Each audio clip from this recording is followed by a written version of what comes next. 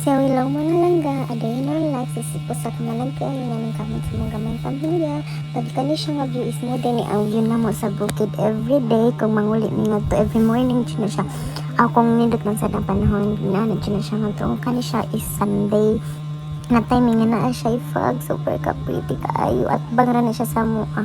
Ingon ana ka relaxing, ang ato sa bukid nga view. Pag mata pala niyo, mutan-ana ka di, wow, perfect na kayo mo ang adlaw.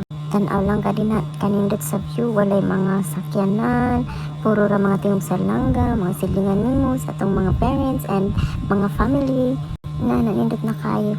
So kani nga practice na mainit na mi, okay, wala may duty ani nga time. So ano pa maguni siya nga mga video niya, itapula lang kog edit og voice over. So ako nagipang voice over ron kay kanang full storage na ito na itong cellphone. Sumuna ko nanay, pinakagwapa nga nanay sa katanang tibok kalibutan. Si tatay po na naglingkod, nagkapi na siya, nagmaniho, inanaragod amo ang rule. Kaya after na mo diri mo adto naman sa misa naungan sa amo ang balay pod kay mag-visit na dito tourist. So nabot na mi diri ano sa syudad, bali na kanang naglimpyo sa motor nga akong habalabs ka pinanggam na motor himas-himas man og sa diha nagkuan na siya nagpasirit sa naog ipasiritan hahaha.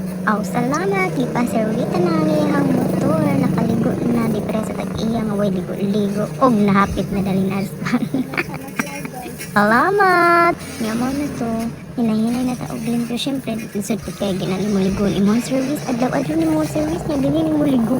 Dapat ligon yun na ko eh. Panggaon ang motor kaya dili ta maabot sa atong padungan kung wala tayong motor nga service. Okay? So, mo lang to for today. Bye!